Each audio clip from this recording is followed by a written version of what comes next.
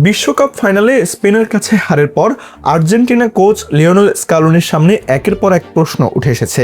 Match শেষে সংবাদ সম্মেলনে তিনি আবেগ আপ্লুত হন এবং চুক্তির মেয়াদ শেষ হলে দায়িত্বে থাকবেন কিনা সেটিও ভেবে দেখার ইঙ্গিত দেন। তবে আলোচনার মূল বিষয় তার কৌশল ও একাদশ নির্বাচন। পুরো ফাইনালে আর্জেন্টিনা আক্রমণে প্রায় নিষ্প্রভ ছিল, এমনকি 90 মিনিটে প্রতিপক্ষের অর্ধে একটি শটও নিতে পারেনি, যা বিশ্বকাপ ফাইনালের ইতিহাসে নজিরবিহীন।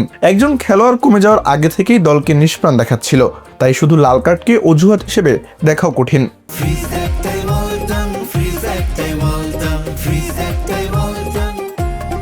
একাদশে পরিবর্তন নিয়েও প্রশ্ন রয়েছে।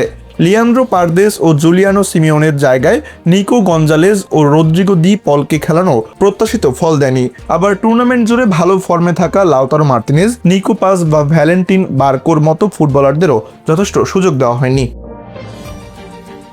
সবচেয়ে বড় প্রশ্ন, স্কালোনি কেন পুরো টুর্নামেন্টে পুরনো পরিকল্পনাতে আটকে থাকলেন? 2022 বিশ্বকাপে সাহসী সিদ্ধান্ত নিয়ে তিনি দলকে বদলে দিয়েছিলেন, কিন্তু এবার প্রয়োজন থাকা সত্ত্বেও নতুন কৌশল বা তরুণদের উপর ভরসা করেননি।